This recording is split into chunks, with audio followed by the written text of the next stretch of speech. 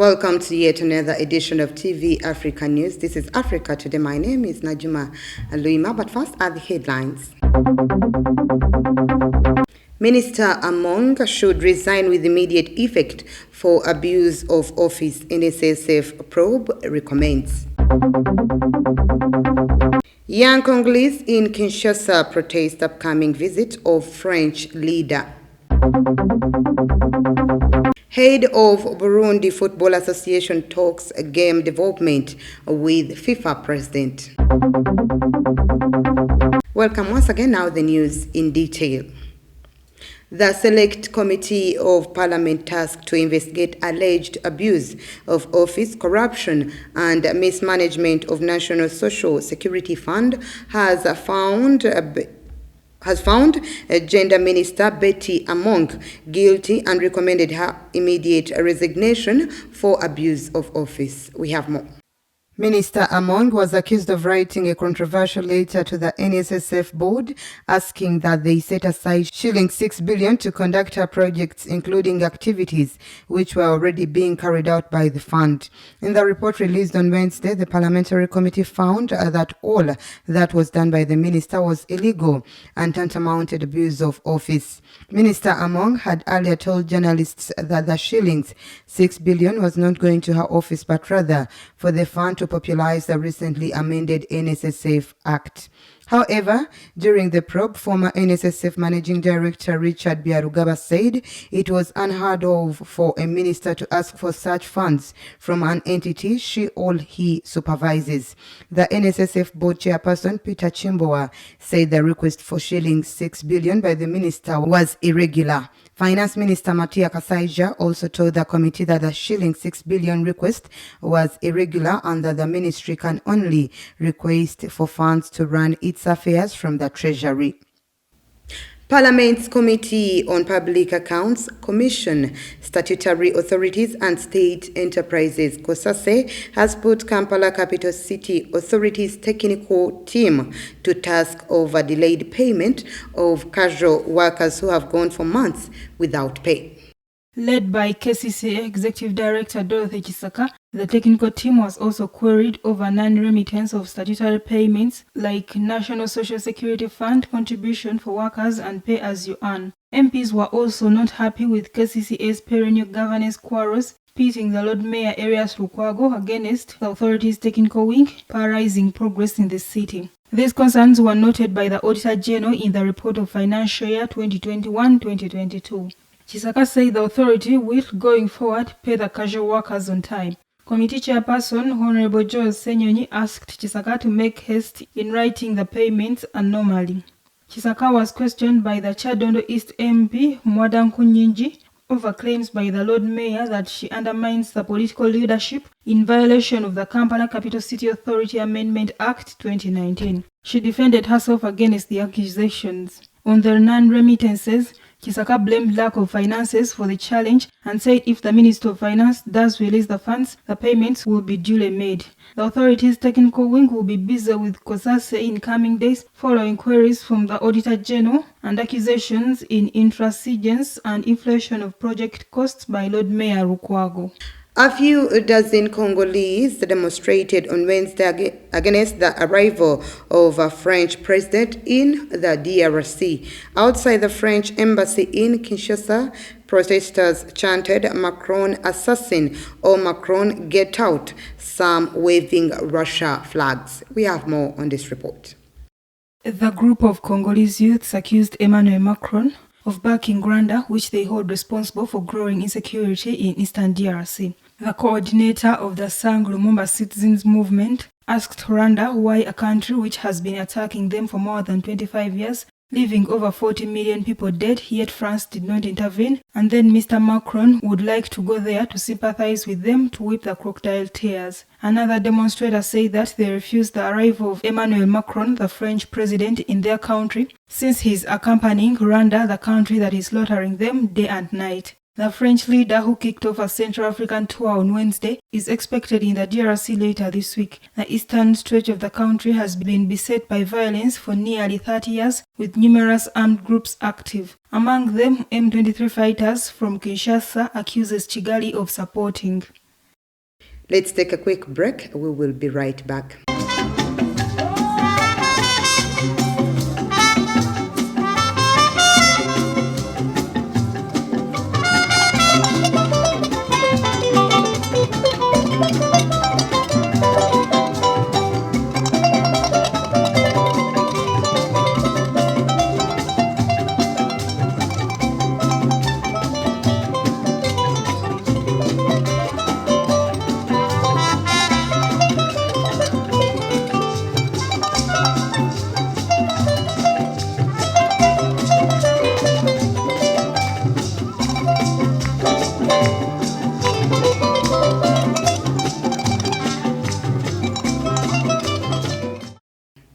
Welcome back. You're still watching TV Africa News, the right to know. A Sudanese protester was killed Tuesday after being shot at by security forces, according to a medical group. The man was taking part in an anti-government protest in the East Nile area located just outside of Khartoum. Hundreds of people protested against a deal struck by the junta and the main pro-democracy group. The march was the latest in a series of near-weekly protests. According to a protester belonging to Khartoum resistance committees, they went out on the fateful day to say no to the framework agreement because the framework agreement gives immunity to the military instead of accountability. He added that they told them that the dispersal of the sit-in will not pass and that the blood of the martyrs will not pass without punishment and accountability. A preliminary agreement to organize a gradual transfer of power to civilian leaders was signed last December by the military and various other political forces. Ongoing talks to reach a final deal have been contested in the streets. Demonstrators in central Khartoum tried to reach the presidential palace, led by factions of Sudanese pro-democracy network that refused to negotiate with the military. A coup impended the country's fragile democratic transition in October 2021. Moving on, Nigerian Tinubu on Wednesday spoke to supporters after officials declared him the winner of Saturday's election in Africa's most populous nation. In his speech at his party's headquarters in Abuja, Tinubu said that the ship is not sinking all with that. President-elect Bola Ahmed Tinubu allegedly received 37% of the vote on nearly 8.8 million, while main opposition candidate Abubakar won 29% with almost 7 million. Third place finisher Obi took 25%, with about 6.1 million according to the results announced on live television by the Independent National Electoral Commission. On Tuesday, the two leading opposition parties had demanded a revote, saying that it had been compromised by vote rigging and widespread violence. This election was the most wide open in years, with a surprise third-party candidate putting up an assertive challenge. On Tuesday, the chairmen of the two major opposition parties, the People's Democratic Party and the Labour Party, called for the head of government's electoral commission to resign. The ruling All Progressives Congress Party urged the opposition to accept defeat and not cause trouble. Away from that, the piece of news of the day was when Nigerians awoke to a new president on Wednesday, March 1st, with the ruling party candidate declared the winner of the country's election. Bola Tinubu's direct contenders say the vote was marred by fraud and violence, and both parties called for the head of the election commission to step down. Let's take a look. In Lagos, voters acknowledged glitches but backed the Electoral Commission's final say. According to Chioma Opiram, a voter in Lagos, it's obvious that the elections did not go well in some places, but INEC did their thing and they have announced the winner. The parties now have 3 weeks to appeal results, but an election can be invalidated only if it's proven the National Electoral Body largely didn't follow the law and acted in ways that could have changed the result.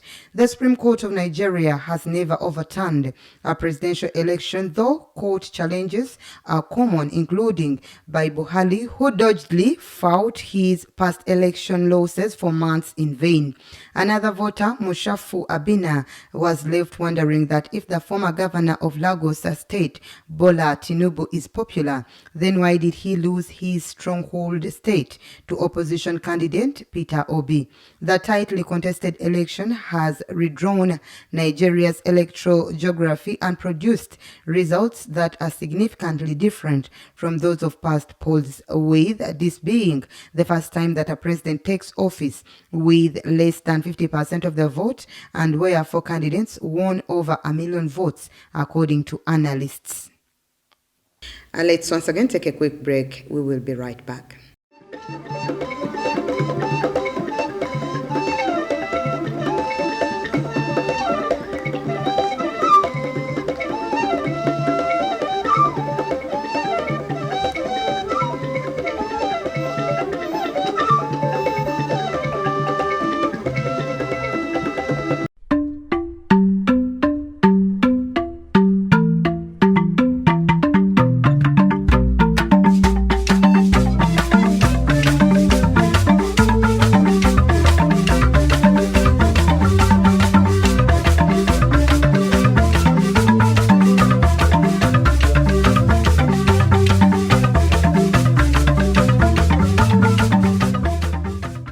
Welcome back. You're still watching TV Africa News, The Right to Know. In our business news today, activists expressed disappointment after a French court dismissed on Tuesday case filed by 6 French and Ugandan environmental and human rights groups.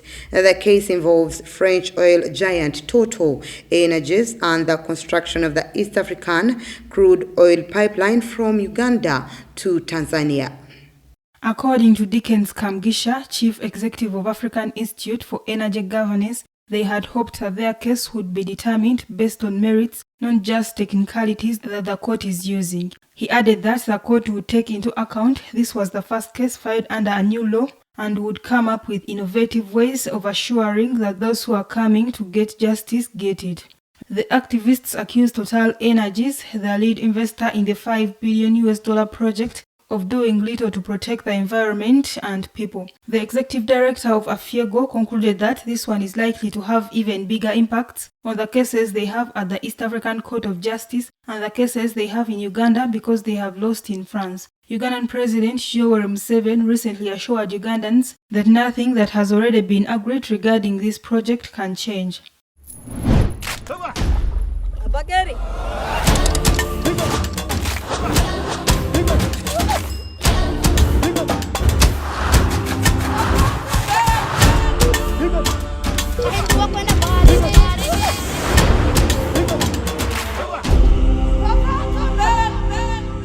In our health news today, Gabon's One Forest Summit kicked off in Libreville on Wednesday, March 1st, 2023, with an aim of bringing countries with large forest areas to collaboratively develop a platform of scientific and economic solutions and to combine forest conservation and economic development. According to Lee White, Gabon's Minister of Forests, Oceans, Environment and Climate Change, his main objective is to form the nucleus of a team, a group of heads of state who will go on the world stage to fight for these issues of forest conservation. As a host region, the Congo Basin aspires to increase the wealth produced while keeping low the ecological footprint of human activities. The main challenge for Central African countries is to reconcile the interests and needs of current generations with those of future generations. The summit will discuss innovative financing solutions for forest conservation and payments for ecosystem services, with a focus on premium carbon credits and the issue of human-wildlife conflict. Gabonese MP Angelique Ngoma said that they cannot talk about environmental spaces without talking about the evolution of populations. The second and final day of the forum will be devoted to high-level meeting of heads of state and government on the problems that African, Amazonian and Asian tropical forest basins face.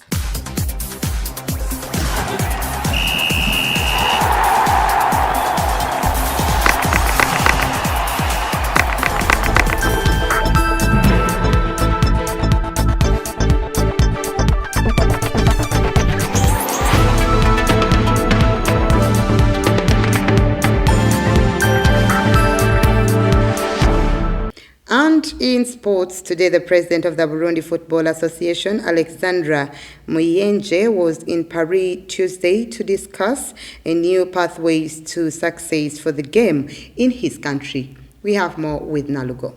The president of the Burundi Football Association, Alexandre Muyenje, met with FIFA president Gianni Infantino in the sidelines of the Best FIFA Football Awards.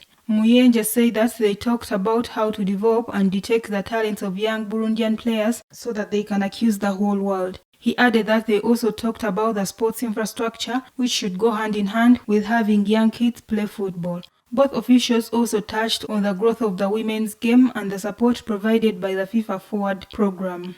Burundi is the 141st team on FIFA World Rankings out of 211.